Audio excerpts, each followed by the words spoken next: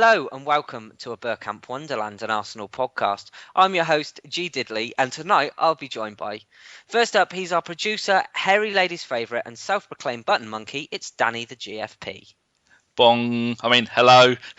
Are you on that bong again? Oh, I'll tell you what, I'm bonging. I'm bongo bongers. Bonking. You're a right drug addict, you are.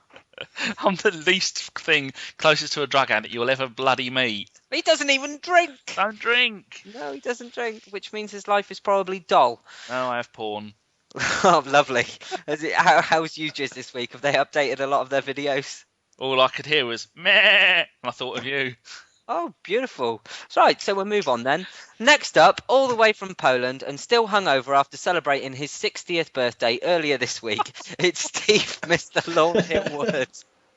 You Welsh cunt, honestly. I wouldn't mind if I was 60. At least I'll be getting nearer to getting a free bus pass out here. I was going to say, 4 years, is it to a bus pass now? I'm as many years short of 60 as you are, as you've got toes over the normal, mate. Oh, you know what they say in the Guinness ads? Good things come to those who wait. Well, you know, at what rate I'm going, I may not make it. Right, joining me next is a fella that can make the whole Arsenal world stop with a single tweet. You might have heard of him. It's Geoff Arsenal. Hello, mate. How you doing? Oh, I'm not too bad. As to your predictions pre-podcast, I haven't fucked up so far. No, you're doing all right at the minute. There's a long way to go, mate. It only takes a second to make a booby. You're normally good on the old predictions one, but I think you fucked up this time. I fucked it up completely. Fucked it up last night, mate. Oh, and there's the explicit rating. Literally, what? 3 minutes in? Not to mention you're talking to a man whose missus corrupted a magistrate earlier on this week, but that's another story. Yes, she did. I'll tell you, incredible. Just slap a ready on it. Danny will be all over it, the drug addict. And finally, making his return and still on the JD, and I think still probably a little bit pissed. It's our grumpy Venezuelan John. Hello, John. Hello, lads. How are you doing tonight? Oh, you sound rough, mate. I do. I promise I'm all here.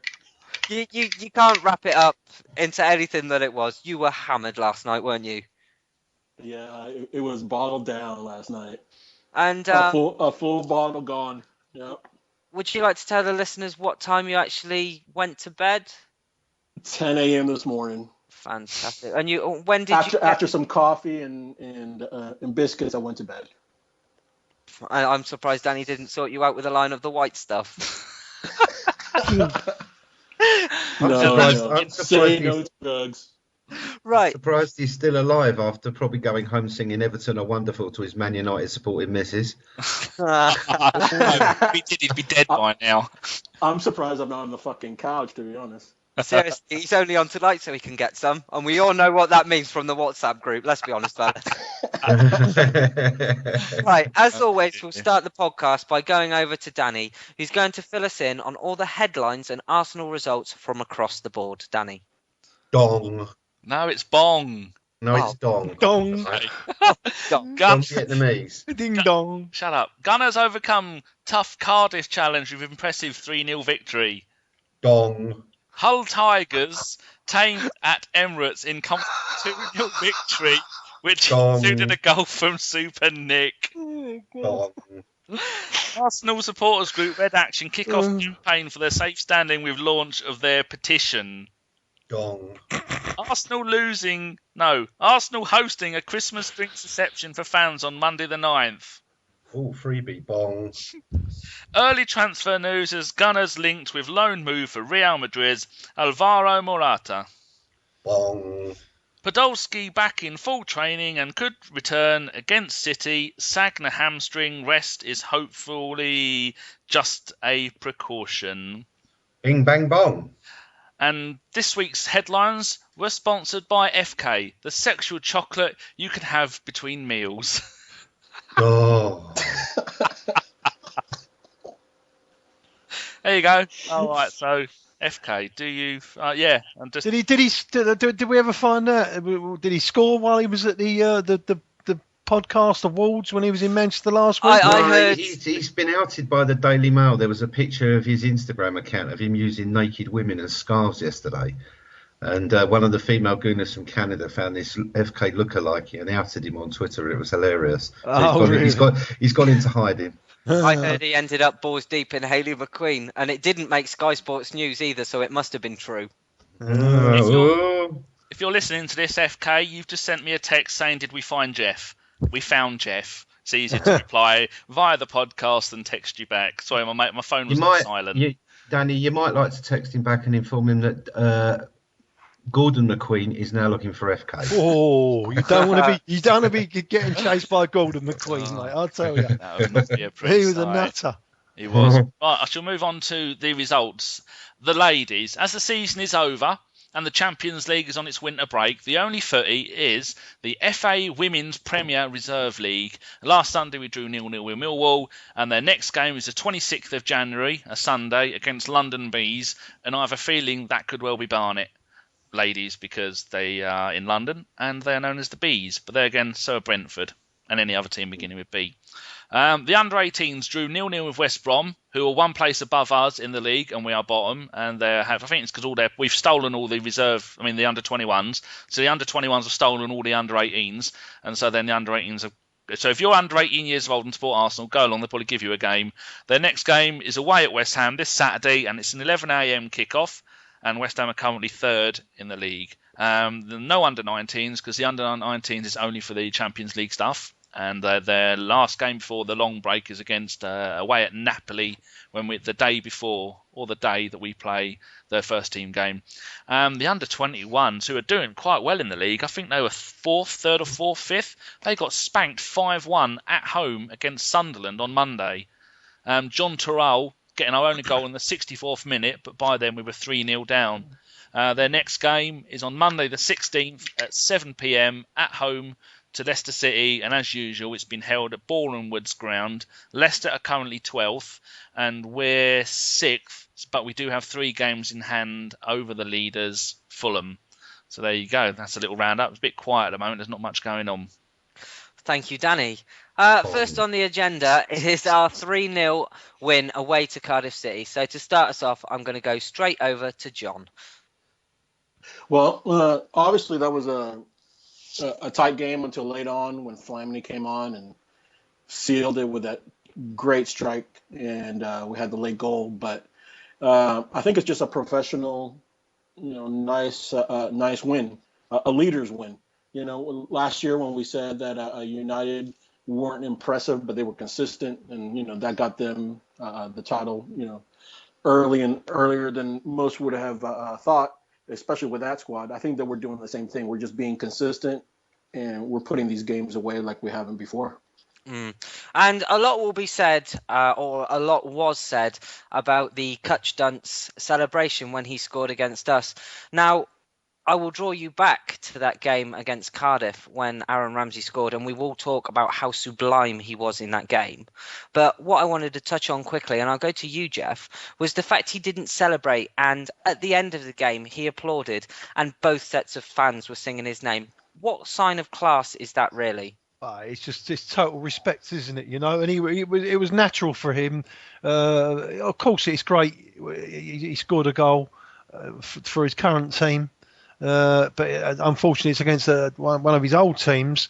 But he showed it's just great respect, although he was happy for it, he knew that he'd obviously he'd scored against the other team he was in the away ground as well. So it was just great respect from him, and fair play to the Cardiff fans as well, because they was brilliant, wasn't they? Yeah, absolutely superb. And we will move on to Ramsey now and his performance. Steve, what did you make of his performance on the day? I think his performance mirrored the team performance, and we went there to do a job.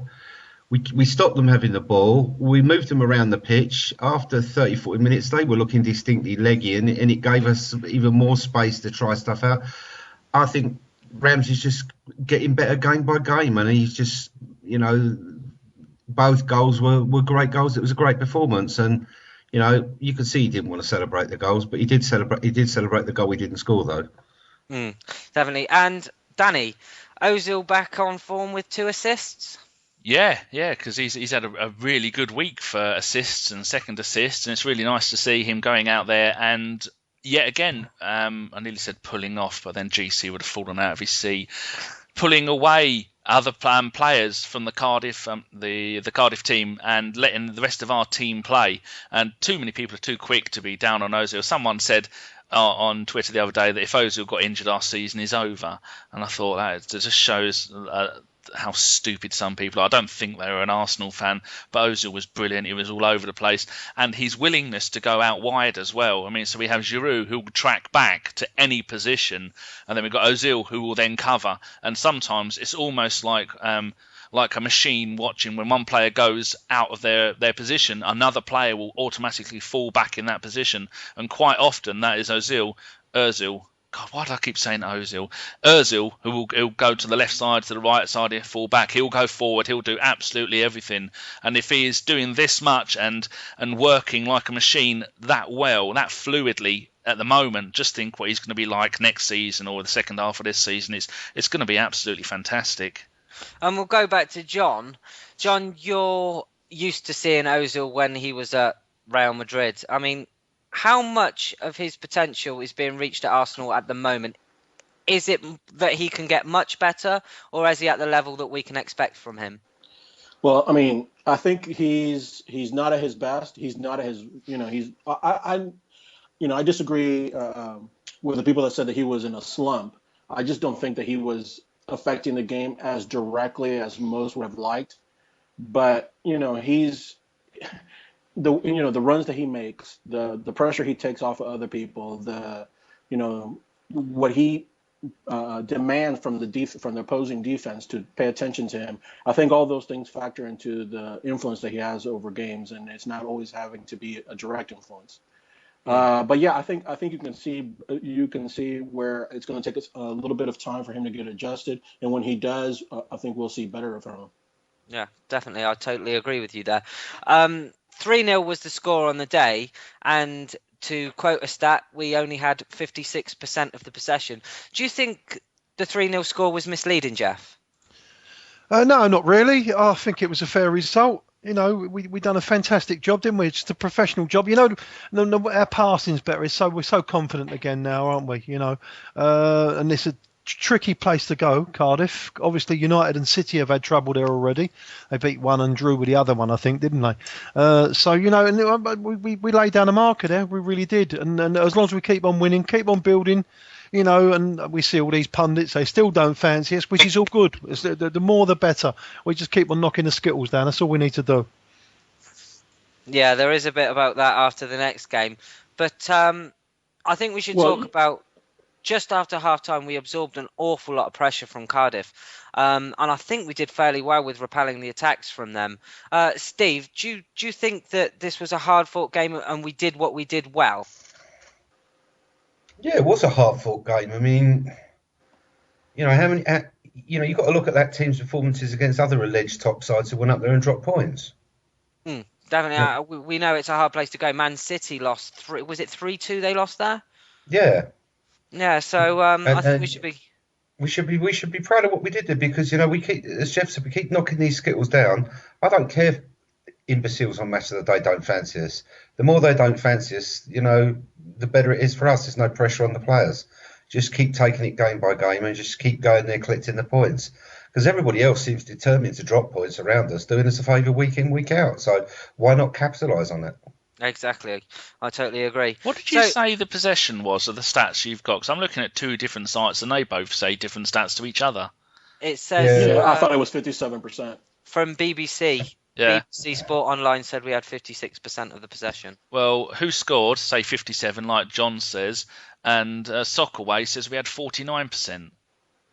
Oh. That's just crazy. How can they not get something right like that? Tossers. And you know what winds me up? People that go on television as paid commentators and either call our goalkeeper Sir Szczesny or Szczesny. Go on, Steve, put us right. Szczesny. Sorry, bless you. How do you say Szczesny, Steve? Szczesny. No. I don't think you're going to get a no out of that. It's Wojciech Szczesny. Szczesny. And how should English people be pronouncing it to the best of their ability? Yeah, because I can't. Szczesny, I suppose. So try and say it phonetically, how we should say it. You can't say it phonetically because it's Szczęsny. What's The SZ is a sh, the ZZ is a sh, so sh, and the E is EN, Szczęsny. Szczęsny. So why do they call him Sir Szczęsny? Yeah. These are illiterate northern fuckwits. What do you think? So basically, what we're trying to say is, right, he's not the ginger one from Coronation Street. He's never been knighted by the Queen. Call him his proper fucking name, or don't do it at all. Thank you very much, and good night. How do you say his first name? Is it Wojciech? Wojciech. I'm just going to give up. See, they've all got that right. They all got his first name right. It's just the fucking last bit that they struggle with. Has he got a middle name like Gary or Paul or Steve?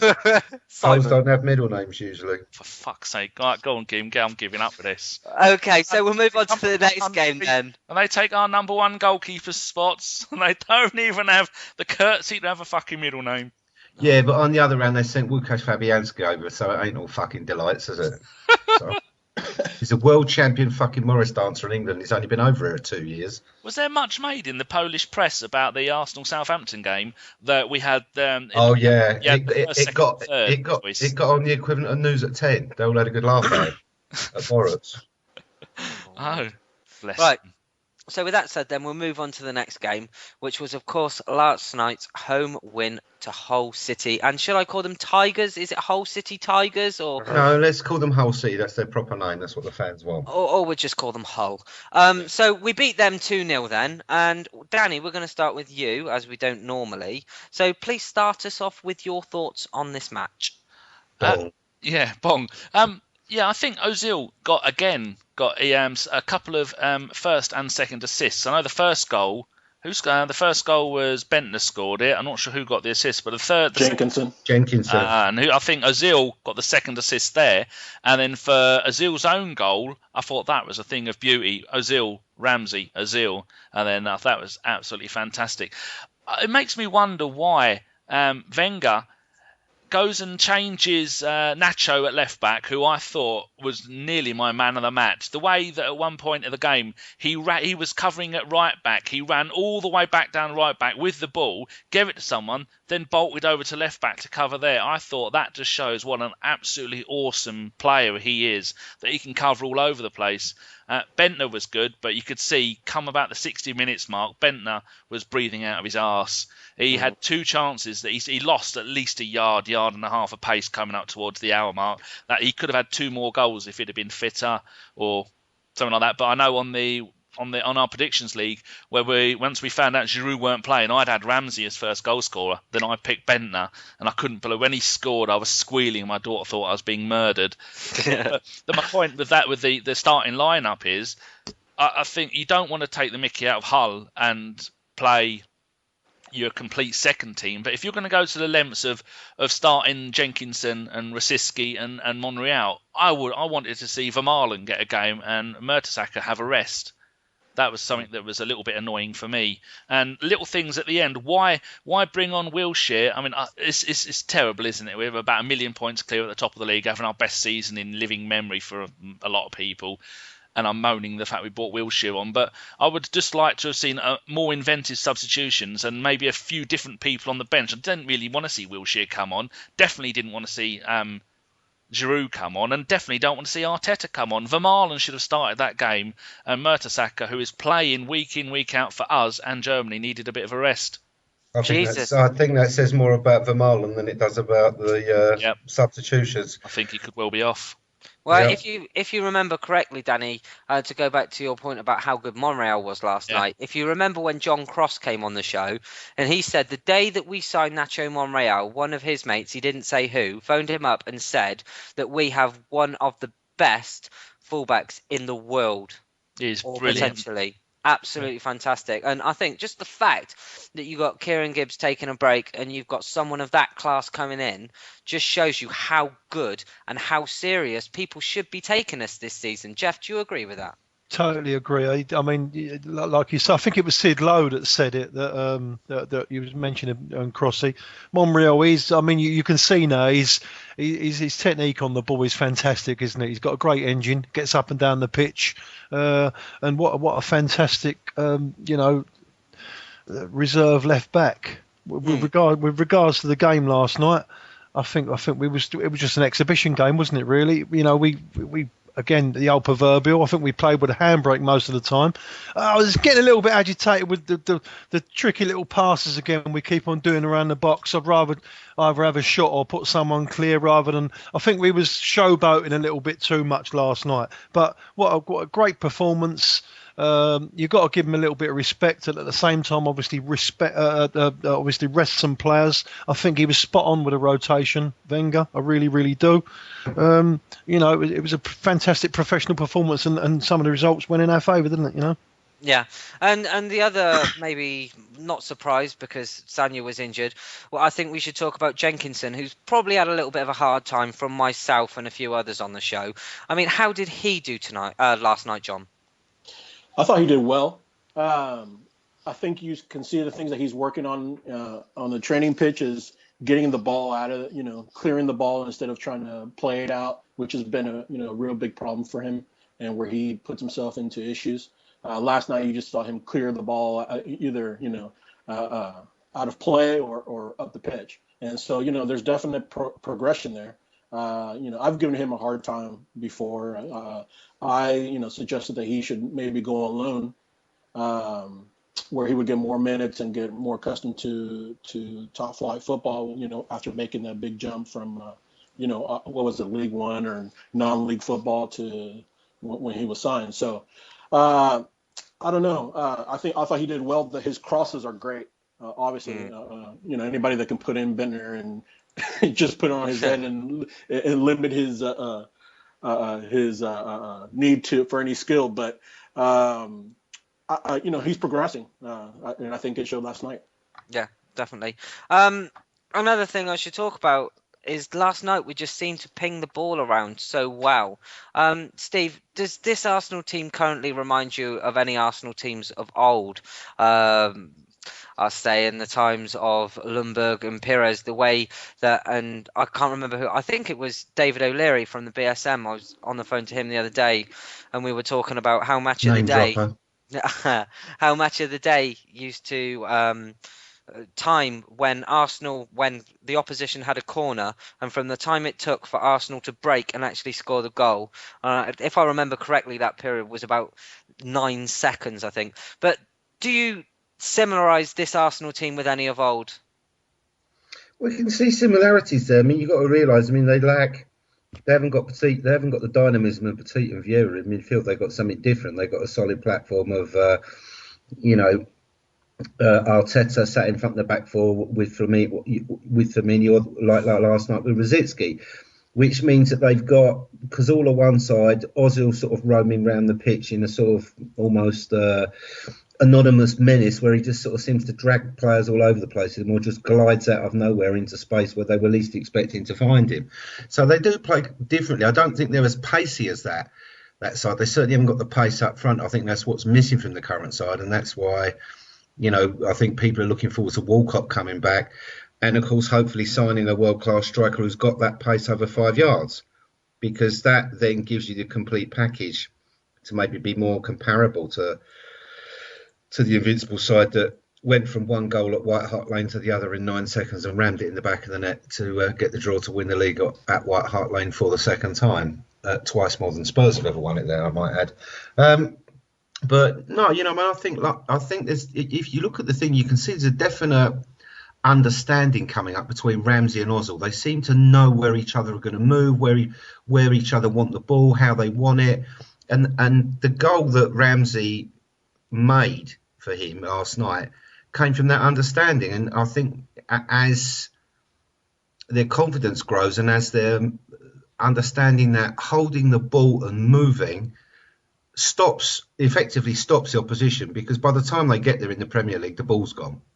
They're either going to commit a foul, the players have moved on, the movers evolved, and actually, in fact, people are out of position, and we've got an attempt on goal. In Europe, slightly different because teams are a bit better at defending and they're less thuggish. So they are gonna zone mark, they are going to try and close them down, but. There again, you only need to watch 20 minutes of what we did to Napoli in the first half at the Emirates to realise that it works there too. And I think, with the longer the winning streak goes on, the more confident they get, the more this sort of fluency and this sort of almost like silent knowledge of where everybody is going to increase. Does anyone else think that Walcott coming on last night? I know he only got 20 minutes and he's his second game back, but I don't think he can play up front because Wenger is not going to go anything other than 4-5-1. And Bendtner can almost play in that position. Giroud is lapping it up, but Walcott, you can't cross to him. He was because Hull, I think they played 3 centre backs, and they played 5 across the middle. And every time Theo got the ball, he was running into defenders. He couldn't do anything down the wings. Again, it might be because he's not fully match fit, or because we were 2-0 up and the team weren't pressing as hard as they were.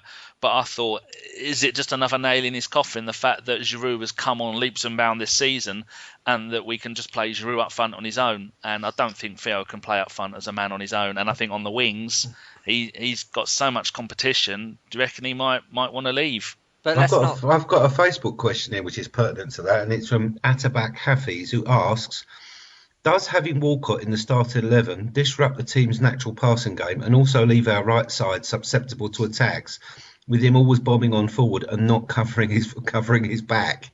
And I think he means by that the right back behind him. I actually agree with a lot of what Danny says. I think if you, and I know a lot of listeners are going to hate this, what I'm going to say now, but if you look at the difference between Oxlade-Chamberlain as a player with a ball at his feet, who's 20, and you look at Walcott, who's 24, who should be at his peak by now, there's a big difference in between the two of them as footballers. One's a runner with a ball who hesitates and has to think. The other one's an instinctive player who runs with a ball and runs at people and terrifies the life out of them. And Theo just doesn't do that anymore. He used to. I think now he's a bit worried about getting injured.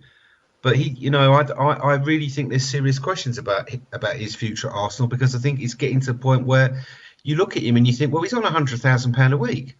Now, let's say, for example, we sign some world-class player who can play out on the right wing, who's got big teeth and likes biting people. I'm going to say big tits. Can't have it all, Danny. Let's not get all sexist. But let's say we know who I'm talking about. Let's say we did sign a player of that nature. I can see Walcott being sacrificed in the deal, because I just don't see any value in Arsenal paying him £100,000 a week when they can play the other player who's 25 to 30 goals a season, £150,000. You can't afford to have that amount of wages going on someone who doesn't have a defined role in the team. Indeed. I think you're going to find that Theo will be playing a more central role in the smaller games. I fancy he's going to give him a little bash at it this season quietly. Obviously, we are a man short up front, really, in depth, and I think that Theo will have a little crack at it. Tell us he's not going to buy anybody in January, Geoff? No, of course not. No, he's going to try, isn't he? I know he's definitely going to try for sure. But it's difficult to get them players, isn't it? But obviously we're going to move on to that later on.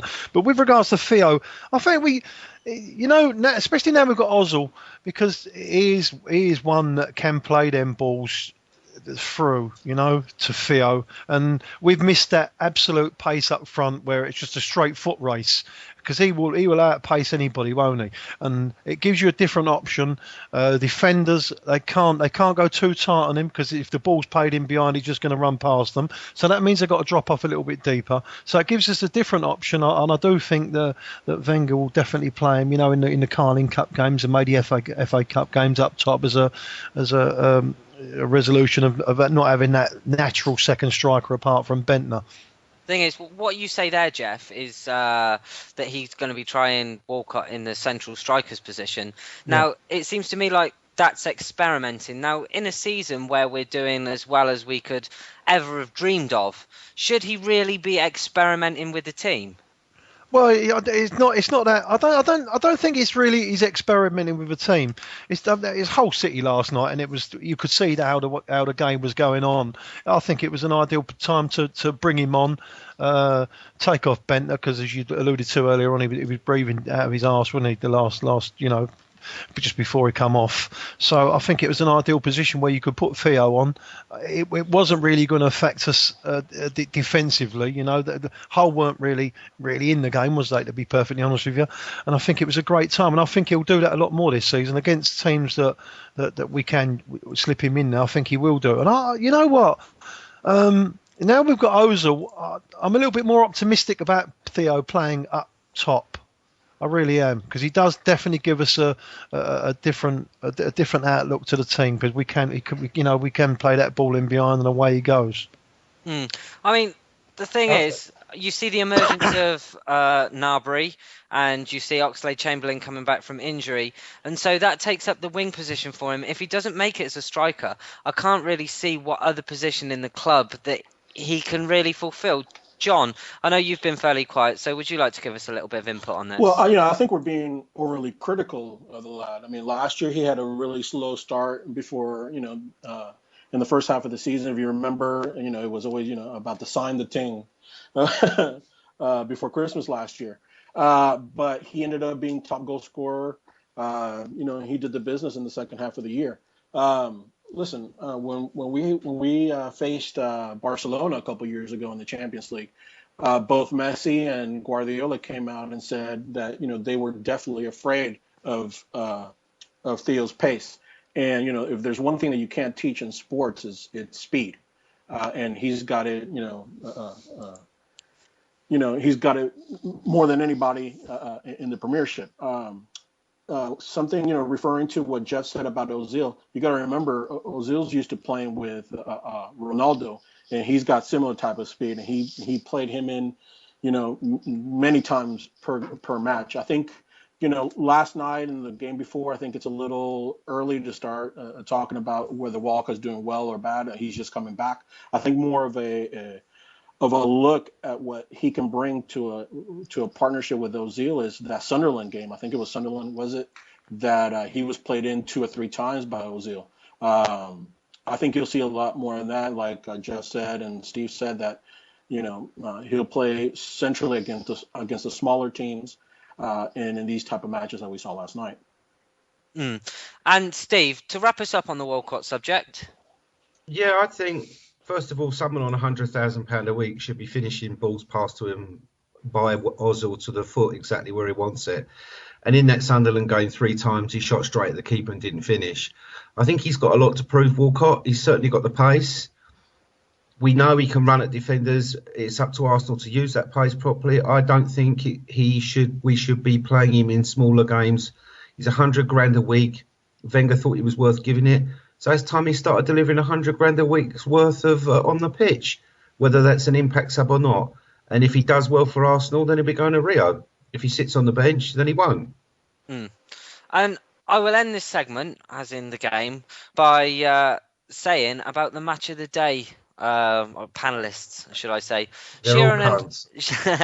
Shearer and Hansen, both writing off Arsenal. I remember, especially on Saturday, they were extra critical of the club. Why do you think this is, Danny? And I would ask for not just because they're cunts. I don't use the C word. Give me. They are a pair of lady gardens, so let's just do it. They certainly are.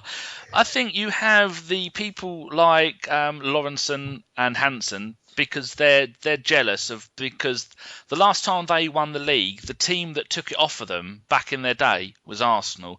We were the first team to beat them in a cup final where Ian Rush, the Liverpool legend, scored a goal. George Graham and his team of upstarts, of young British players, beat them on regular occasions and beat them to the league twice when they were so-called had a team full of stars. So maybe and plus you got the Anfield 89 thing. So I think there's a lot of that to do with the Liverpool ones. And I think Alan Shearer, just because he's a bit of an arsehole. If anything, I think Gary Lineker is the one who gives us more time than anyone else. But there again, that's maybe his job as the host of Match of the Day. But I think it's just got to come down to the Liverpool people like Hansen and Lawrenson just don't like Arsenal, and there's nothing can ever be done about it. Like when we beat Liverpool, didn't Hansen pull a sickie? Yeah, he did. I think that sums it up completely. What his problem is. There you have it. Would anyone else like to chuck their hat into the ring before we move on to the business end of the podcast? No, Well, I just think Alan Shearer should be put down. Fowler last night gave us what? He said that we were the real deal, that we could make a run at it, and I don't think he'll be back for a good couple months. I don't think they'll ask him back. They certainly have a bias towards us, against us. Pardon me. He's one of your friends, isn't he, Dan? I've heard he likes a line or two. I know Jamie Carragher was on Sky Sports, and he said apparently, and I totally agree with him. Yeah, The illiterate twat. That's a good point. Right, one of the most popular features to have appeared on this podcast is the What's a Movin' and a Shakin' in España feature we did in the summer transfer window. So with that in mind, in January, just literally under a month away, we go to John and we ask, what's a moving and a shaking in España, John? Well, there's three topics that I want to hit on real quick. This Alvaro, the first one, the Alvaro Morata situation. Many people saying the deal's been struck and it's done and dusted, but a couple of things is wrong with this situation for me. Number one, we already have a Yaya Sanogo at the club. And if I'm not comparing their talents, but their situations. For Morata to do anything, he's going to need minutes. And I just don't see him getting so many more minutes at Arsenal than he already is at Madrid. He's comparable to Sanogo. During the summer, Sanogo went to the Under-20 World Cup and was like, one of the top scorers there. Similarly, Morata last year in the Under-19 European Championships and then the European qualifiers this year for the Under-21s for Spain. Last year he scored 4 goals in 5 matches. This year he scored 8 goals in 6 matches. So, he does well at his age level groups. But then we see him, when he plays for Madrid first team, 10 matches, 2 goals. Now, that's not bad, but it's the kind of minutes I think he'll still get at Arsenal. The second part of that is that, Real Madrid are not interested in Suarez, apart from what some people in the media are saying that are based in England. They're looking to go back in for Falcao, or they're looking to go in for Aguero. So, they were using this year as a stopgap by buying Bale, Isco, and taking care of that lot. And then at the striker position, they got rid of Higuain to go ahead and go after Aguero, Falcao. And part of that stopgap was Hesse and Morata, playing striker behind Benzema. So any of those players moving seems a far-fetched idea for me. The second topic I want to talk about is Sanabria from Barcelona. So we've been looking at the 17-year-old from Paraguay, saying that there's some outlets saying that we have a chance signing him, that we're leading the race to get him signed on. He's if you look at the UEFA Youth League results, which is mostly where he's played out right now, he's in 3 matches, he has 4 goals.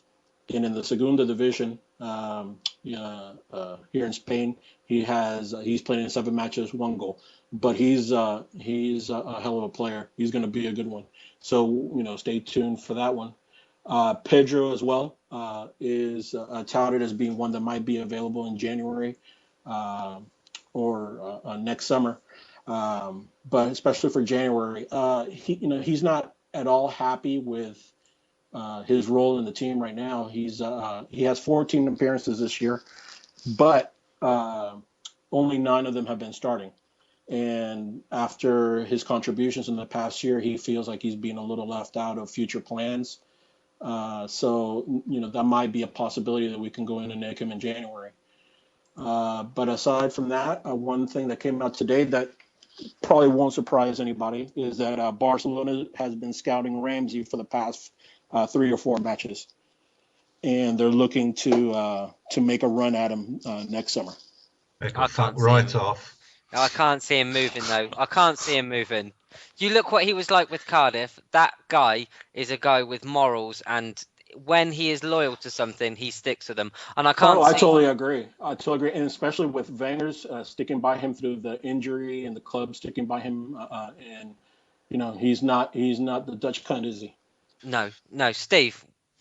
Also, I think you need to also say Ramsey's a really mature young guy, intelligent, shy guy for his age, and he's with the same lady who's an ordinary girl. She's no not a wag. She doesn't want to appear in the papers. He's got his head firmly screwed on. I don't think he wants to go on any escapades abroad, especially if it means dressing up in pink like Bale had to. And I just can't see him leaving the club or Wenger. Just a non-runner.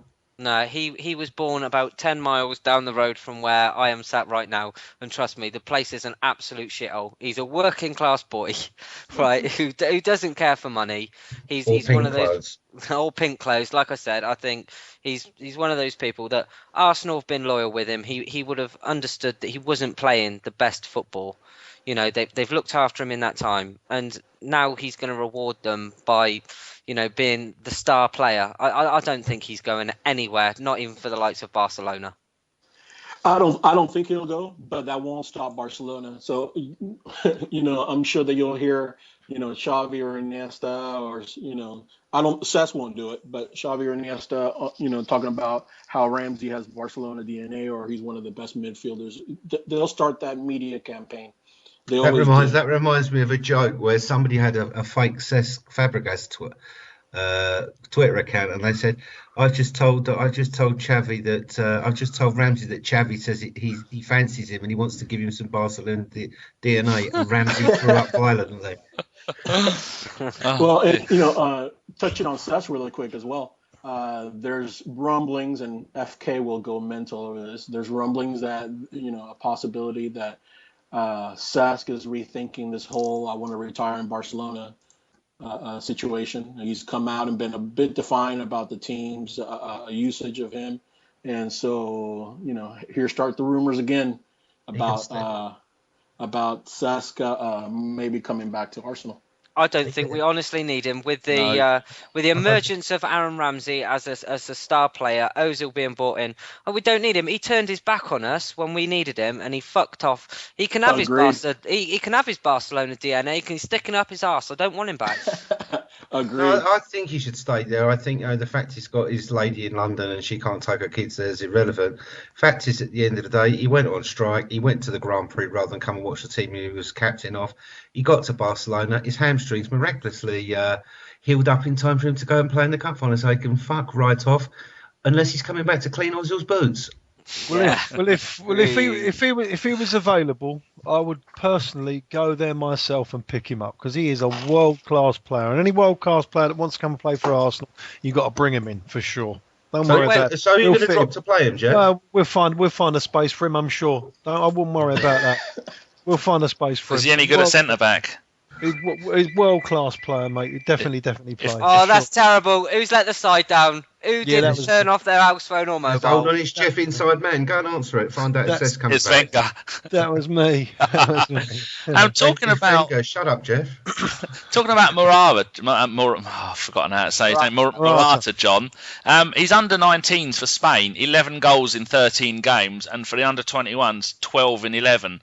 But then, like you were saying, for Real Madrid, he scored 4 in 24. And I know a lot of the time, like this season, he's only started one game. And of those 10 games he's played all season, he's only managed 213 minutes, which is less than just over 20 minutes a game. So why do you think people are just hyping him up? It's because we're just looking for anybody that might want to move? Or do you think there's a position in the team that he could do a good job in? I don't think that people are hyping him up. He's got bags of potential. He's a runner. He's a worker. He'll make those runs. He could potentially be a big player. But, I mean, look at everybody that's gone through that system in Madrid and has been loaned out or sold. Soldado, Negredo. I mean, just a lot of players. So he's not going to get the minutes at Madrid to see that potential come to fruition. Every game there is they need to win it just to catch up to Barcelona. But I don't think that he would get the minutes here. So that loan move just doesn't make any sense to me. I think it's a lot a lot of smoke with no fire. Yeah, you've got to forget it. You totally forget it because Arsene Wenger's not going to go for a type of player like you say, John. That he needs minutes on the pitch, like you say, and we what we need at the moment is someone that is ready-made that can come in to take over from Giroud if he gets injured or if he needs a rest or whatever. So he's not going to go for a player. Exactly. I mean, listen, you're better off sticking with Bendtner than going and getting a Murata on loan. Yeah, I agree. Go on, Danny. Oh, so the other player, because this time of year, coming up to the transfer windows, I always go and have a look at transfermarket.co.uk, and they have our three main listings as possibilities. Morata, 26%. Well, that looks like it's not going to happen. Julian Draxler at 13%, who's a German left winger who's only 20, and Diego, someone who I've been a bit of a fan of since before he moved to that disastrous move to Juventus when he was with Werder Bremen and they got to the UEFA Cup final. I like him, but he's a bit of an arse of a player. But then we're just linked with so many players. But talking about the transfers, the top few that are linked to leaving the club, Fabianski to Schalke, they're saying that's a 21% chance. Viviano to Werder Bremen. Well, I don't know why that's got anything to do with us because he's only on loan. Sagna to Milan, 14%. Ramsey to Barcelona, who can fuck off. Why doesn't Ramsey just come out, or any player, and go, fuck off, I'm never coming, in those actual words? And the other two are Podolski and Vermaelen, both to Dortmund, about 7-8% each. Do you think there's any truth to any of those rumours?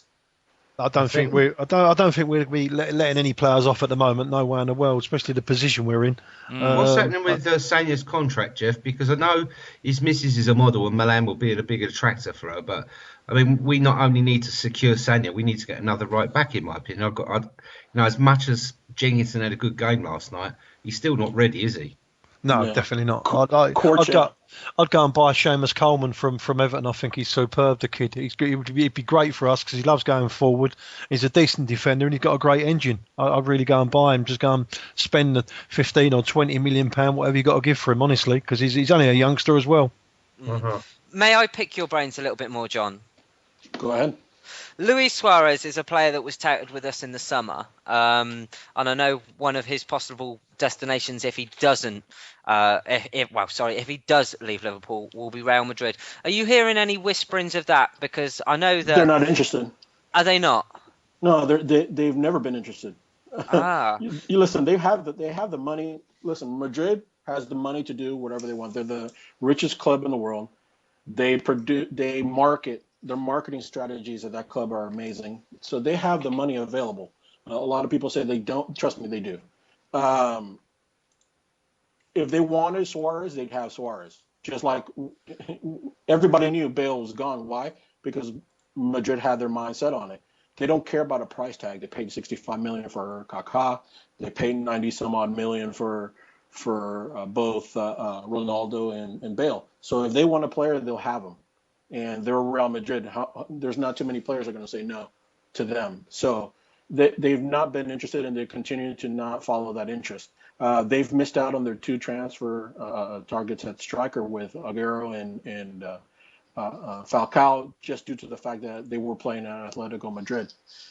So those are the two targets that they will continue to chase, and they're likely to get one of them. And exits from Real Madrid, a lot has been touted about Karim Benzema joining Arsenal. Personally, I don't think he's good enough. He's not going anywhere.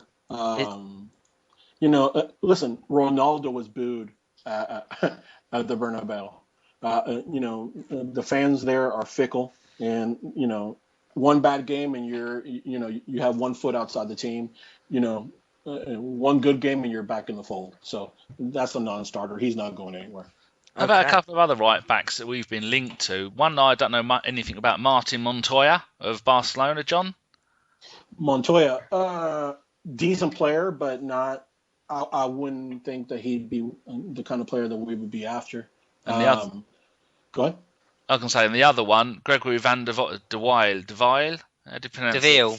Oh, if only Ava was here, she'd sort us out. I like the look of that bloke. He's about 25, and he joined PSG last summer 2012 for about £5-6 million, I think. Isn't he a bum cruncher? Yeah, I don't think he takes any prisoners. Sebastian Corcha from Sochaux as well.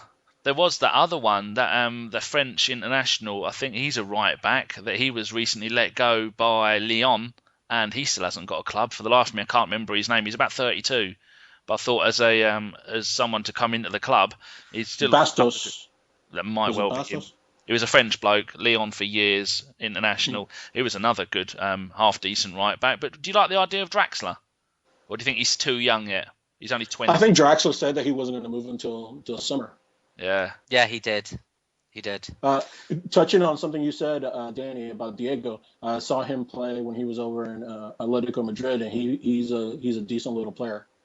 Yeah, I mean, for people who don't know, he's a Brazilian central midfielder, a bit of an attacking midfielder. He's got a hell of an attitude problem. He was Werder Bremen, then he had about a £25 million move to Juventus, fucked it up at Juventus. Then he went to Wolfsburg, and Wolfsburg didn't like the look of him, so they loaned him out to my Spanish team, Atletico Madrid, and he was there for a season, and he was half a season. He was pretty good, and now he's come back to Wolfsburg, and he's pulled his finger out, and he's actually, last season, I think he scored, I'm not looking at this, I'm just doing it from memory, I think maybe he scored 10 goals in the Bundesliga, and someone was on about him this year, and I said I think he's only scored 1 in the Bundesliga so far this season. He's a good player.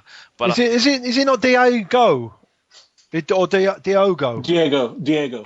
Yeah, D-I-E, D-I-E, like Maradona, first name. Okay. Yeah, he actually played a full year in Madrid. Did he? Oh, Yeah. right, I wasn't sure. But I know he did. So he must have done 1 at Wolfsburg, 1 at Madrid, then back to Wolfsburg again. But he's definitely a capable player, and I always liked him on FIFA, which is, if that's anything to go by. Oh, Danny. Sad wanker.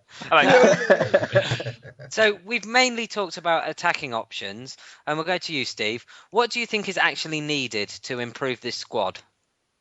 Well, I just touched on one area where we're weak, and that's right back. Because if Sanya gets injured, you've got to put Carl Jenkinson in at the deep end, and it might be a really top level game in the later stages of the Champions League. I think personally Jenkinson needs minutes, which means a loan somewhere in a lower Premiership club where he's going to get the play, and we need to buy a right back to compete with Sanya. If that has the same effect on Sanya that Nacho's had on Gibbs, then brilliant. I think we've got to look at, we need a striker. You know, Giroud's never going to play every game in the season, and he has looked tired the last couple of games. Do we need a striker? And I think the second thing we need is we need a Flamini substitute, because in that position you are going to get cards, you are going to get injured. Mr. Flamini seems to prefer the cards route, and we do need someone else who's going to sit and protect that back four, because again, Mikel Arteta is getting on a bit. He's also going to get more injuries playing in the position he's playing there. So we do need to stiffen up that middle of the park. And there was a rumour floating around this morning that Arsenal were looking at bringing Lassana Diarra back from Lokomotiv Moscow. Whether that's got any truth in it or not, I don't know. But they're the 3 positions I would look at. I think there might be a problem with that, Steve, because he signed for Anzi in the summer. And then Anzi, the president, got the ump, so bottom of the league, got rid of everybody. So he'd been there 5 minutes, sold him again, and there's the FIFA rule that you can't sign for more than 2 clubs in any 12-month period, which might be a stumbling block there. Well, I think it's been a stumbling block anyway, because he was a dick when he was at Arsenal, and he left. Yeah. Didn't he have one good game? So I remember, and it was a cup game. He was for 6 months, wasn't he? Yeah. He was a good player, and he got very impatient, and then. Didn't he go to Chelsea? No, we bought him from Chelsea. We bought him from Chelsea, went to Portsmouth, and then he went off to Real Madrid. But the fact remains is that I don't think Wenger was left a very good taste in his mouth over his attitude. Not. But for me, they're the 3 things we need to do. We need to sort out a right back. We need a Flamini Mark II, but hopefully slightly taller. And we need a forward. And then the luxury on top of that is possibly a winger. There's been talk about Dzeko, hasn't there? Nah, he won't go. I can't see how we will not pay him 250 grand a week. That's for certain. And City won't sell to us anyway. Yeah, if they got any sense. It's only us that sells to our main rivals. You remember that, Danny? Not anymore. No. That's in the past. Not anymore. Times have changed. Besides, anyway, who would want to go to Manchester United with fucking Moyes fucking it up there?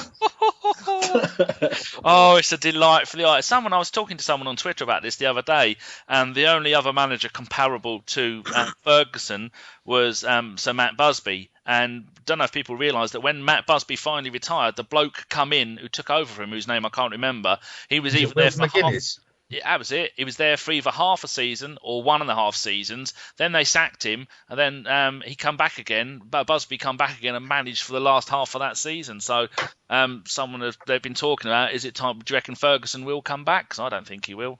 Well, I mean, there could be precedents there. I mean, Wilf McGuinness is now relegated to doing the corporate hospitality at Old Trafford. I know this because he had me thrown out of the corporate hospitality. Oh, good old Steve. Oh, and he talks about me name dropping.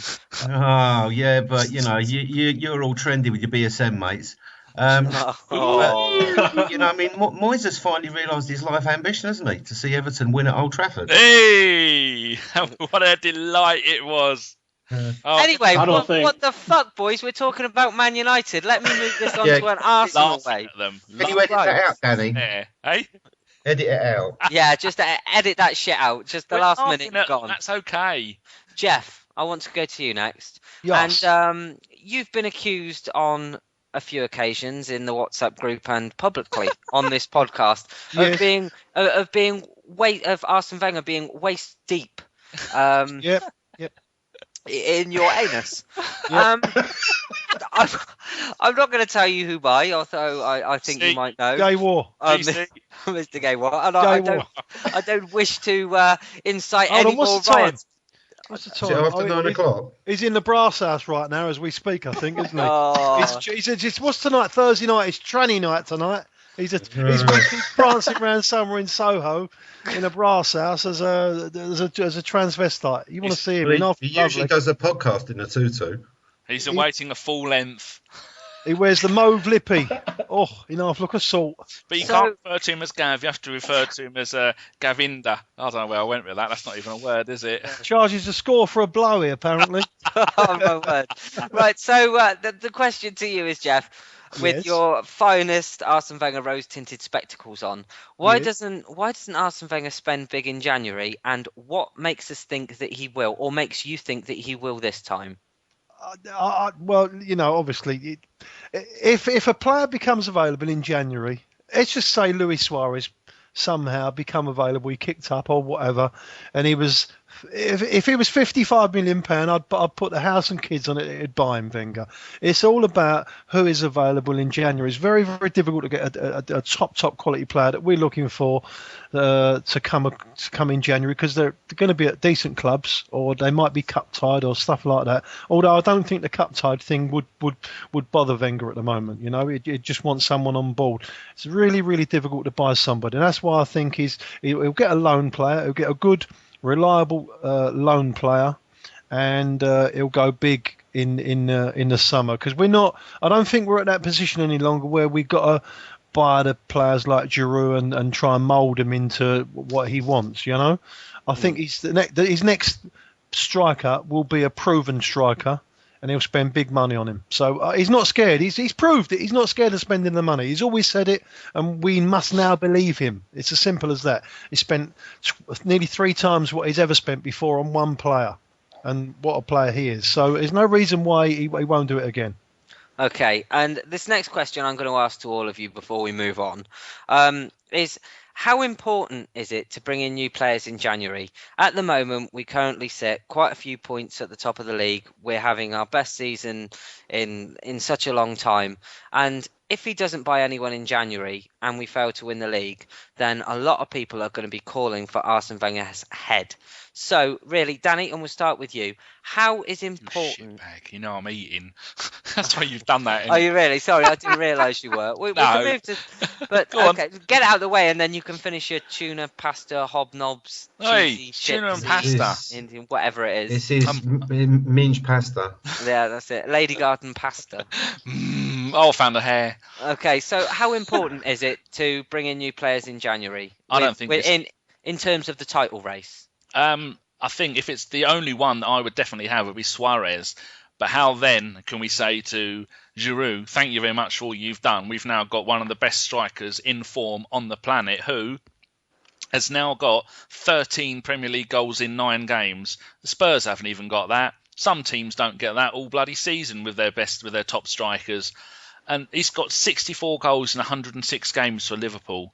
And in his entire career, 202 goals in 336 games. And that is just... It's very rare that I would say that we need a player, because I like Podolski up front.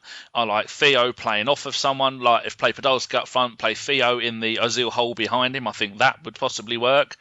But like Geoff says, I would put Geoff's kids and Geoff's house to pay for getting Suarez in the window. But I can't see Liverpool letting him go, because Liverpool know that if they...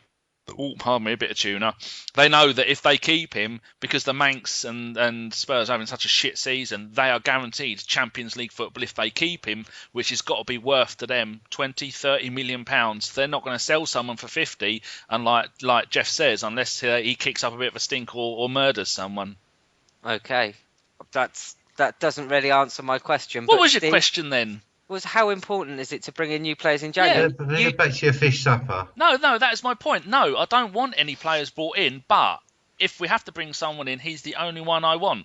I don't think we need anybody. So if we get a load of injuries after Christmas, right? Yeah. We don't sign anyone in January, we get a load of injuries after Christmas, and we have a thin squad and we fail to win the league. That's not Arsene Wenger's fault because he didn't buy in January.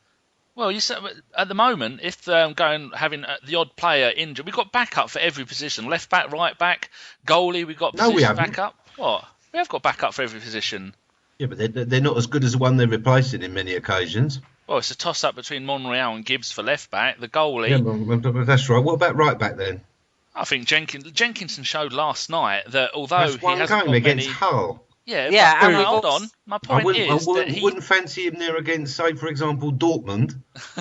Well, they're not going through to the next round, so it doesn't really matter. Won't be playing them again. But he showed last night that if nothing else, he's got the fitness and the ability to run up and down that right wing all night long. And I thought his athleticism was brilliant. But you said yourself that he needs time. He needs minutes. Yeah, he does. So but if I can interject, we do need to sign players, because we need to sign a right back so Jenkinson can go on loan in January and get those minutes. Yeah, that would be nice. And we do need to sign another midfielder. We've got 2 midfielders who are over 30. We've got Flamini, who basically is going to get a yellow card every game, so be banned every 4th or 5th game, or both. Possibly if he gets a red, even more. So we need to strengthen in that area, and we do need a striker up front. And people are assuming, hypothetically, let's say if we did sign Suarez, that Giroud's going to get dropped. Actually, it's the person who plays wide on the right that's more likely to get dropped, because Suarez don't mind whether he plays on the left or the right. If we've got Suarez, it's Walcott whose career has got a big question mark over it.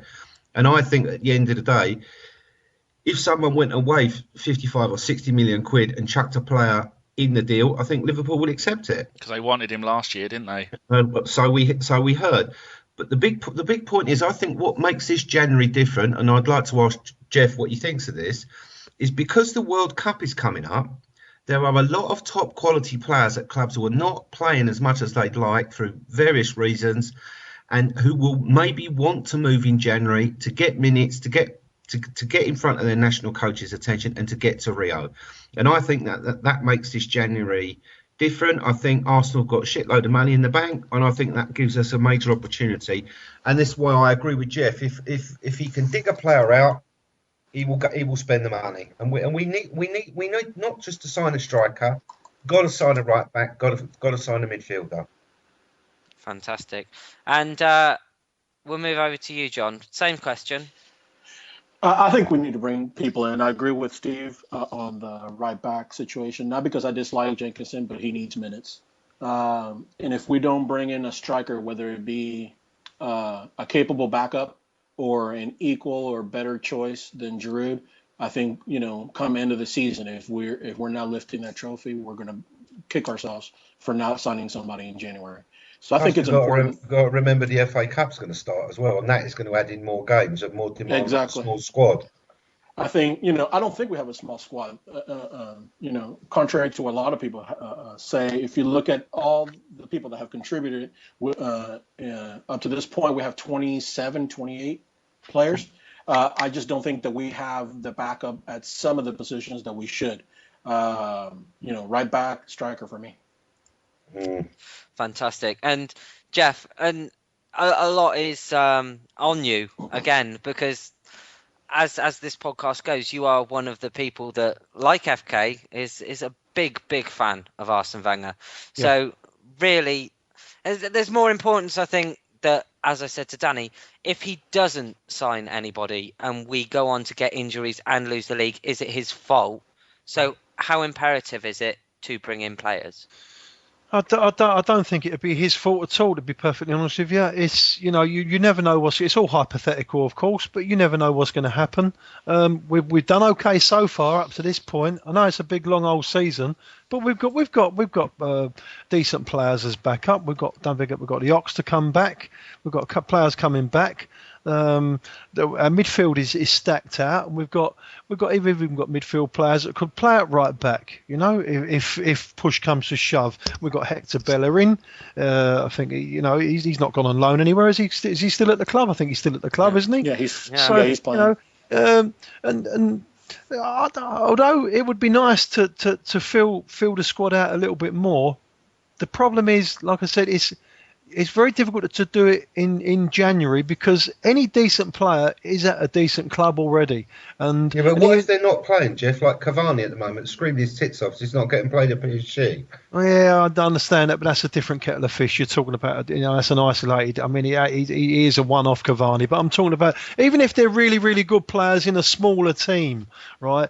Those smaller teams won't want to let that guy go in January, because they're trying to either stay up or go for a promotion or whatever, or try to get into Europe. So it's very, very difficult to buy a quality player that you like. And Wenger, he's stubborn like that. We're not in that position anymore. He's already said it. We're not in that position where we've got to buy these punts anymore. He'll buy good quality youth, okay, or he'll go full blast, and his next 2 or 3 signings he'll buy proper quality players. And I do still think it'll take us 2 or 3 windows before we are right up there with shouting with the best of them. I really do. But you can't tell what's going to happen. Personally, it would be nice to we'll definitely get a striker in, whether it be on loan or he buys a striker. And after we get a striker in, I think he's definitely looking at a right back. If we'll find one or not, I don't know. But he's trying. We definitely know he's trying. So let's not rush into it. We're doing all right at the moment. Who's to say that we can't go on and carry on as the way we are? And before anyone is sat there and either you've tweeted the show already or you are thinking about tweeting the show telling us that we're wrong, Bellerin, we now know, is at Watford. I thought he was on loan, yeah. Yeah, so he is on loan. And I can understand, Geoff, that from my gav cam, he sat there, his ponytail has fallen off and his piss is boiling to a steaming point at what you just said. Because I don't think he'd agree with you there. He's changed his mind a little bit on Wenger. I've said over the last few weeks when I've been listening to the podcast, he's slowly turning round into admiring Wenger for what he's done. Don't you worry about that, quietly. But he obviously he ain't got the bottle to come out and declare it like most of all the AWOBs. They're all shitting themselves now, just in case we win something this year. Right then, we'll draw a line under that and we will move on to the home straight of the podcast, which is going to see us generally chit-chat about what we think is relevant in the world of Arsenal right now. I'll start you boys off by telling you the news that Lukas Podolski is back in full training this week. So is this a welcome headache to Arsene Wenger, and where does he slot into our team? I think I'll start off with John, seeing as you've been quite quiet tonight, John. Podolski. Well, is it a nice headache? Yes. Who are you going to drop from the first team or the bench for him to come back? You have that dilemma with Rosicky as well. When everybody's fully fit, coming back as well, who do you drop? To not even make the bench. These are the kinds of problems that Wenger is looking forward to. I would imagine. Podolski can play. Can relieve. Giroud, and in some instances up the middle. which was our original plan for him, I believe. But he, as we all know, he had a couple shots there, didn't play too well, so he's been playing on the left more often than not. I think just adding to the rotation of the players, keeping everybody fresh is going to be great. He's one of my favorite players on the team, so I can't wait to see him back. Okay. And that shot of his, wow. So, has anybody else got anything to add to that then? Or is there anything else the group would like to talk about that they think is relevant for this week? I can't think of anything other than the few little announcements that we talked about. Was there something about Josh Kroenke? I know John. Yeah, we've yeah. got a Facebook question here on that thing. It's from Dave Godden, and he says, "How fucked are we now? Jason Kroenke is on the board." I think he means Joel though. It's Josh Kroenke. Yeah, but I mean, Wasn't what do you think of that, John? The thing, 33 years old, so he's, the youngest member of the board by far. I think he's going to be a non-executive director. Okay. And he's been part of that, the Stan Kroenke, the Kroenke Sports and Entertainment, Sports Enterprises. So he's been around sports, obviously through his dad, since he can work. So what can he add? I don't know. I guess we'll see. But he's not a novice. I'm just surprised that he got appointed to the board. I mean, I don't. It's a bit of a shock. It's been on the cards for a while, isn't it? Yeah, it has been on the cards for a while. 6 months. But John, has this not got nothing to do with his dad planning to bid for some London NFL franchise as well? I don't have any insight into that. I think Kroenke wants to make it known that he's not, he's never gonna, not anytime soon, is not gonna sell out to anybody, as far as Usmanov, that sort of thing. I think this is more of a statement to let everybody know that he's here to stay.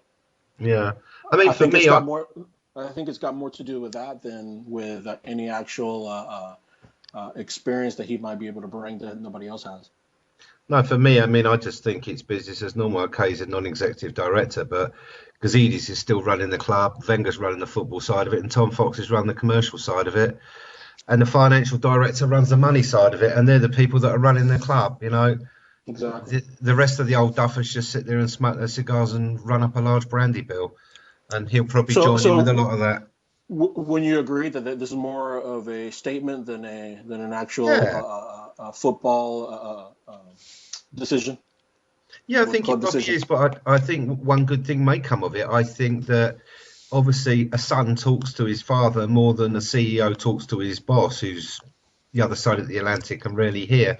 So perhaps in that way, Kroenke will know more of what's going on at Arsenal day to day, and it will give him greater insight in what's going on. Perhaps perhaps Gazidis will get backed a bit more, and we'll get a few more better decisions.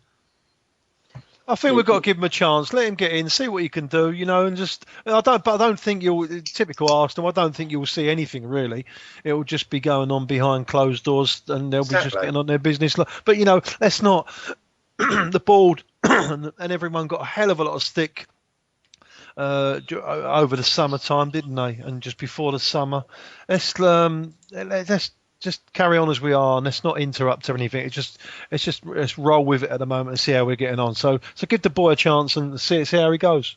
Didn't I hear something in the some Americans last year talking about the fact that he'd put his son in charge or part charge of another one of his franchises, and then he let out that he only really gives a fuck about baseball or basketball or something along those lines? Or did I dream that? No, I'm not so sure about a second bit, but definitely he was put in charge of some franchises because he had two franchises of two sports in the same city, and that's not allowed, John. Am I right? Yeah, exactly, because he was bidding for Colorado. No, it was in LA. He's got the two teams in Colorado. He's got a lacrosse one. And no. But he wanted to invest. He wanted to invest in another team, and they wouldn't allow him because he owned a team in that city already. But I mean, look at his franchises: the Rams, the Nuggets, the Avalanche. So I think he parted out the running of the teams so that he could invest further last year. I blogged on it actually. I can't remember the name of the team at the moment that he was trying to purchase. Okay, right. We'll move on then. Danny, do you want to do some quick Twitter questions? Yeah, could do. I've got some Right. Facebook ones as well, Dan. Okay, well, I'll do one, then you do one. This question is from William Baker, who is at AFCWLBARKER. Oh, it's Barker, not Baker. He said, Arsene Wenger did a Q&A on Arsenal player and said that he sees Jack playing as a central defensive midfielder in the future. After the recent goal-scoring performances, what do you make of this? Well, I don't know whether you recall back on previous podcasts, I said exactly the same thing, didn't I? I see Jack as a fantastic centre defensive midfield player. I think he's ideal for the job. He's got good passes. He's got a good engine. Loves the tackle. I think he'd be ideal for the job. What, defensive midfield? Don't think he'd be a waste? I disagree completely. I'd have him as central, maybe central attacking. No, it's a waste of his talents going forward. He's too small, gets shrugged off the ball too easily, loses possession just when you don't want him to. And we've seen him do it loads of times. How he's playing at the moment is where he should be playing, and when he gets the time, because he's in the last 2-3 games, he's been the best he has for over a year. Definitely, yeah. Yeah. I see him as a central midfielder who can go forwards and occasionally track back, but he can't do the Flamini role. He'd get broken. Okay, Steve? Right, so we have here a question by Adam Arsenal Trimble, who says, is it possible that the club could increase the capacity of the Emirates? And if so, why don't they do it? Transport. It's all about it's all about transport. I mean, you know that they have to close Holloway Road. I think it's 7 o'clock at night or something like that. Some of the night games, and some of the Saturday games they have to close it as well because there's just too much footfall going through the station. It's all about the escalators, apparently. Yeah. There's no escalators there, so that's the reason why we couldn't go over 60,000 in the first place. I think they was interested in making it maybe 70,000 at the time, but they couldn't get the planning permission. They got extra wide seats instead. Well, I think also as well, I don't think they can go up any further. I think that's in the original planning permission as well. So, but maybe if they built another train station, who knows? Well, I don't see why they don't utilise Drayton Park, because Drayton Park will go straight into King's Cross. You just have, just straight there, bang, two trains backed up, and 2 or 3 trains, straight them into King's Cross, and then from King's Cross, everyone can disperse where they go. And the amount of money that Boris is ripping off everybody for Transport for London, you'd think you could afford a couple of escalators at the Holloway Road, wouldn't you? Very true. No, they don't. They can't have Boris escalator. It doesn't sound right. They could put him. They could put him under one. Oh, that'd be a joy. Right. Mike's a fucking idiot. Right, I've got a question. Do we go Arteta and Flamini at the City game for extra defensive cover, or do we go balls out with our normal game? And that is from Tafia Zaguna, who is at Jason Davies 71. Normal game for me, for sure. I agree as well. They're worried about us, Man City. Don't you worry about that, because they're not at the races yet, are they? Really? I know they're coming back the last couple of games, but I think they're very. They can't play away, can they? And they struggle a little bit, don't they? I think they're finding a different system with Pellegrini in charge and the way he wants them to play on that. I think they're struggling to adapt to it defensively. I think they're struggling a bit, and I think we could really, really expose them. Go full blast, I would. John? I would go full blast, like just said, but for a different reason. I think we have to take advantage that Silva's not playing. And we all know that Nasri doesn't like to track back. If we put pressure on Fernandinho and Torre especially Torre, to play more defensively instead of letting him run, rampant in midfield towards our goal. I think if we attack them and have that mentality from the get-go, I think we'll give them all sorts of trouble. I agree, and I think also as well, bearing in mind their goalkeeping issues, I think we need to really, really test out who's ever in goal with a few odd long shots from outside the box. There's always going to be a charge of a fumble there for Giroud to pounce on and whack in the back of the net. Because Pantilimon let in an own goal last night, didn't he? Yeah, but the thing is, when you look at their midfield, I don't know that they could take us playing at full pace, pinging the ball around for 40 minutes like we did against Napoli, I think you're going to get frustration there. They're going to get leggy. And I think also as well, not having the ball, they're going to suffer. And for me, it's going to be a very interesting game. But I think if we go full blast, we can come out on top in that game. We mustn't go there over cautious. I think we went to United. We was a little bit cautious, wasn't we? Yeah, we didn't play our game. No, we can't beat. The second half weren't too bad, but we come into it a little bit. That was when it was on us. But and they were scared of us as well, United, wasn't they, that second half? But as Man City, I think we've got to go there and just go full blast and don't play cautious. Play your natural game, go for it. Really go for it. So I think we could pass them off the park. I really do. Mm-hmm. Oh, there you go then. Go on, Steve. Question from Facebook. From Carl Nuggets Guna Brownsall. What is GC's favourite breakfast cereal on match day? I bet you've got an answer for that already, haven't you? Well, I found something. It relates to something Geoff sent me just a minute ago, and it seems to be a packet of cereals called Querios. Or is it Cheerios? I'm not sure. One of the two. Querios, yeah. But you will know. Likes the brown ones anyway. What about sugar? It might be Sugar Puffs. Well, we know that he doesn't like. He's lactose intolerant, so he can't have cow milk. He has to have man milk on them. Loves man milk. Loves man milk. He'll milk it himself. Right. Yeah. So that was I'll do one from Twitter. I'm just trying to see which is the. We've already talked about the strikers. We've already talked about people denying we can win the league. We've done that one. Oh, here we go. Here's a good one from Aris, Aris, who is at El Bossielny. How many points do you expect Arsenal to pick up against Everton, Man City and Chelsea? 9. 9. Well, I expect them to pick up. I'd be happy with 6. I'd be happy with 6 from that, I think. I think to say 9 is being... No. How can you get 6? Kim, what I'm saying is I expect them to go out to get 9. If they got 7, I'd be well happy. Plus, it's a bit strange that we've got so many big games and we're at home for all 3 of them, aren't we? Yeah. Yeah, that is really... I think a 9. Yeah, I reckon we'll get 9. I think we'll get 7. Well, do you reckon we draw against Chelsea or Man City? Or maybe Everton? City's away, isn't it? No, all 3 are at home. No, City's away. City's away. Is it? Yep. I'm looking at my my desktop picture. Like and it says Arsenal. Oh, maybe she's put. No, she's definitely put Arsenal, Man City. Well, she's wrong. Oh, It's away, definitely. She's done me a wrong, and as Geoff would say, is that lovely? As long as she's not done you up the wrong, then that's all right. Yeah. That does all the Arsenal desktop pictures. Young Rosa. That's it. Yeah, it's definitely got here Arsenal, Man City. 12 Oh, you bad Croatian young lady curvy gooner, you getting that wrong. Well, the only word I know in Croatian is bok. Steve, have you got any more questions from Facebook? Have we got any more questions from Facebook? Yeah, there's one here from a guy called Frederick Lundberg. Oh, we all know him. And he says, why not put Ramsey on the left flank when he is so good at cutting inside and as winger seems to be yesterday's news? No. No, definitely not. He's playing out of his skin as he is at the moment. He doesn't like it on the left. Go away, Frederick. If it's not broke, don't fix it.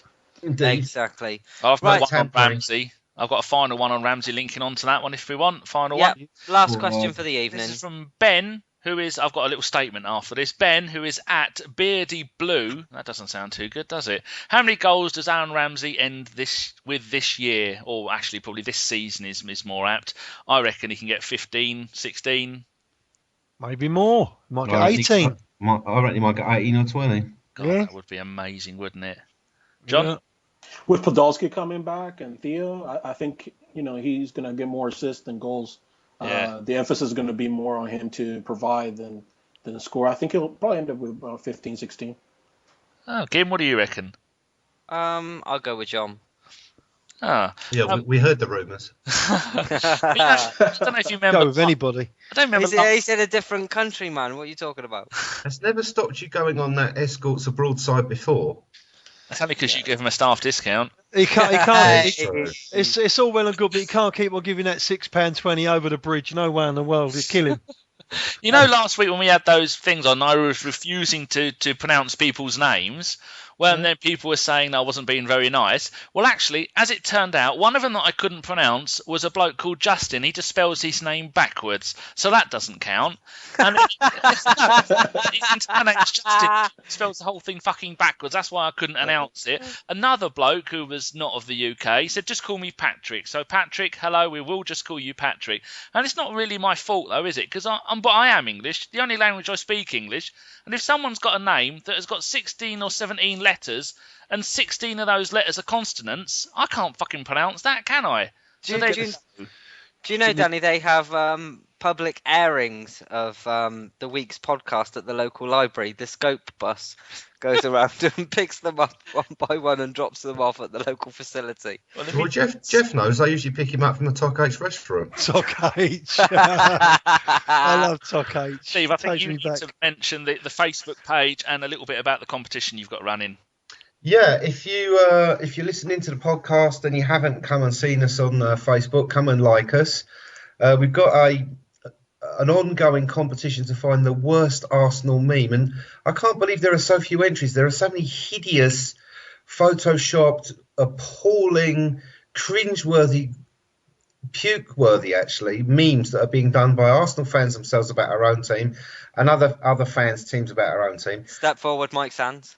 Maybe people don't know what a meme is. Tell them what a meme is, Steve. So a meme is where somebody puts together their own picture to exhibit a point graphically, and by graphically I mean as in a picture, not as in a porn movie, and usually with some text, and it's usually supposed to be funny, but unfortunately most of them aren't. They're usually cringeworthy, over-laboured, and very appalling. And so what if you know when any of these are on the internet or on Twitter, come to the Facebook page. There's a special album called The Worst Arsenal Meme in the history of Facebook. Go in there, lodge it up, come and tell us you put it there, and then we'll get people to go in there and vote. At the end of the month, we've got 3 prizes. We've got 10,000 coins for FIFA 13 on 14 on Xbox 360, and we've got 10,000 coins for FIFA on PlayStation 3. Is it, Dan? Yeah, you don't get both. You get the choice. Yeah, you get the choice of one or the other. And if you're a grown-up adult and you don't play stupid fucking games, how dare you? You can win a nice Arsenal pin badge, and you might even get some bonus pin badges from some fan supporters groups, which we're collecting up at the moment. So come and say hello. Do take part. You can link to the podcast off of Facebook. You can also come and chat away to us on there on a daily basis. Leave your questions on there for the next podcast that's being recruited. So come and say hello. Okay, and I will give all of our listeners a heads up. There is one particular picture doing its rounds on Twitter for the last year of a very surprised Jack Wilshere sat in a chair, and underneath they have scrawled, "You what, mate?" Does he sound like he's come from a council estate? No, shut your fucking face and stop doing them, you absolute cunts. And that's all I've really got to say about that. It's www.facebook.com/, or if you're Gimli, _Flackwood_Flash, the AFC podcast, all one word, and get on there. We've only got 654 likes, and we're aiming for 6.2 trillion by the end of the day. So if you could all give us a little bit of a hand, that'd be wonderful. www.tryandgetitinthebowl.com. Okay, so next then we'll move on to some predictions for the Everton game, and I will go to you, Danny, first. I think this is going to be a really tough game. I'm really loving what Martinez is doing there. Thank God I remembered his name at the last second because I didn't know, but my brain told me. And I'm going to go 1-0, and I'm going to say Ozil is going to score the goal, and it's going to be delightful from the top draw of football goals. But it's going to be tough. Geoff? Tricky old game, this one. It's different, obviously, because now Martinez is there. He lets them play. So I think we'll have most of the possession. I think we'll nick it 1-0 by a penalty. Giroud. So you make yourself sound out like Poirot there, giving your analysis, but or fake moustache, is it? Yeah, no. The rest of the people can't actually see what you've just written in the actual text box beneath this call. You want to go because you're starving and we smell. Okay, that's right. Fantastic. Steve, and I've got to pat me Mankini. Oh yes, that's it. Oh, it's like two Kiwis like two Kiwis in a hammock. Steve. just in case the punters don't know, I'm going to Dubai tomorrow, so I'm we'll- starving hungry. I've got to go, man. What Oh, Geoff fuck. means is he's got to pack his case and hide all the Reddies he's taken out of that launder. Yeah, you're not wrong. You're not wrong, Stevie. Just don't get caught snogging the missus on the beach and get banged up, son. What missus, though? What missus we talking about, Steve? But yeah, someone else is knowing you. Ooh. I reckon he's doing a drug run for Danny. Hey. I reckon Cowpole. yeah, exactly. I reckon this game actually is only as tricky as Arsenal let it become. Because if we hold the ball and we keep possession, it's all about us moving them around and tiring them out until we make enough chances to see if we can get past Tim Howard. Now he'll be a key figure for them in the game. Most number of clean sheets in the Premier League this season. Yeah, and we've also got Piss the bed. no, and he's got the world's biggest black sheep as a beard. But you know that's so. As long as we keep the ball and we move and pass, and we're at home, don't forget, and the crowd generate the noise that's required to spur the team on, I think we can do it. We just got to be very, very careful about where we commit fouls and what dead balls we give them, because they're pretty good at them. And we have to keep our eye on Mr. Bartley, because he's becoming quite a good young player. But I think we can do it. I think it'll be Arsenal 2, Everton 1. I think the first scorer will be Jack. Okay. And John? I agree on the score, 2-1. I think that we'll work that Everton's left flank. Obviously, no Baines, as he's hurt. We were always catching teams when they've gotten, a big result the week prior. So I think that Everton will be a little. Obviously, they'll still be on a high, but I think their performance may not be up to par with what they did yesterday. So I'll go 2-1 with Giroud scoring the first one. Did you know, I just want to say, that the whole of last season, Moyes and Everton, 3 away wins in the Premier League. So far this season, Martinez, 3 away wins in the Premier League, and he's already beaten him, and that's just brilliant. Thing is, they've got a lot of good loan players, haven't they? Have they got that Deulofeu from Barcelona? He's not bad. Deulofeu. Yeah. Lukaku. Yeah, Lukaku as well. What a player he is. And they got the matey boy in midfield from Man City. Gareth Barry, is it? Yeah. He's not. Yeah, but yeah, it's all right. Just throw sausage rolls at him; it will distract him. Not to forget, I don't know if he's on loan or not, but playing out of his skin at the moment is that Brian Oviedo, who scored against the Scum Manure.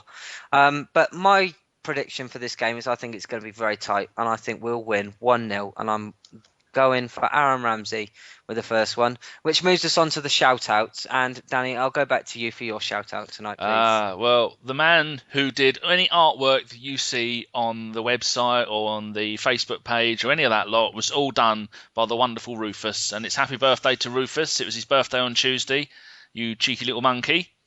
And then I put out a tweet saying if anybody wants the first 3 people to tweet me at my own personal account, I'll give shout-outs to. So the first one was Jay Williams, who is at J Williams J. I don't know why the word J-A-Y. Oh, I forgot to say it's Rufus's one is at Rufus AFC. The next one was Dan, a Soccer Yank, and he says give a shout-out to the Soccer Yanks. So his one is at Soccer Yank Dan. And the third one was Andreas Olsen, who is at OLSINHO and then the number 1. Hello, ladies. Okay, and Steve? First one's a guy we mentioned already. It's Taffy Zaguna, who you'll find at Jason Davis 71, who's a very funny chappy. Davies, not Davis. Davies. And the second one is somebody everybody should know and follow. Is a guy called at @catsarse_, who's a very an amusing chap. Loves his graphics and pictures, but he's a really funny bloke. And a leg up to one of the old boys, as I'm an old boy myself, a guy called Steve Cooper. And he is as at SJC 1951, top bloke. He's a board member of the AST. The guy's got a great sense of humour, and the guy is a fountain of knowledge about Arsenal. So if you're not following him, get on it. Okay. And Danny, just back to you quickly, because we know that you've got something on Red Action, haven't you? Yeah, something that is, I actually wrote this in my notes because I think it's very important that, or something they're trying to do. They are actually getting a petition up where you can go and sign. All you have to do is you can sign in with Facebook, you can sign in with your Twitter account. You just go and click on the link, and then it says your email, and they create a password for this online petition thing, and it's to get safe standing at football in England. And I think that is something that every football fan is going to want to one degree or another. So, yeah, we'll put a link to it on the site. If everybody could go and sign it, they're aiming for, I think, 10,000 signatures. And so if we could all do that and try and make football a little bit more atmospheric, I know our own FK is doing a little dance. And I think we had one of the blokes from Red Action on his Atmosphere special who spoke really, really well about the whole thing. And it's definitely something we should all get behind. So go to either go to Red Action, who is at Red Action, or go to our website, and then we'll have a link to it on there. Yeah, it's either on way. our Facebook page as well. Oh, yeah, and Steve's put it on Facebook. Lovely. Okay, and back to the shout-outs then, and you, John. Mine this week goes out to Joaquin or Joaquin. Fuck, I'm horrible with names. And he's at Morning Pint. Oh, I know him. They do a podcast from Los Angeles. So he's an American gooner. So go check him out at Morning Pint, and their website I think is themorningpint.com. It's a very good podcast, and they're a nice bunch of lads. Oh, no, I totally agree with that. They are lovely fellas. Ninny's haircut, the cheeky monkey. Jeff? Yeah, I've got one this week. Ooh. To a really old friend of mine who I found on Twitter. I didn't realise, I'd talk to him like every couple of 2 or 3 months, and all of a sudden I mentioned Twitter to him, and he says, I'm on Twitter. And he's a big Arsenal fan. I can't believe it. I never knew that he was on Twitter before. Anyway, it's at Jimmy CN1.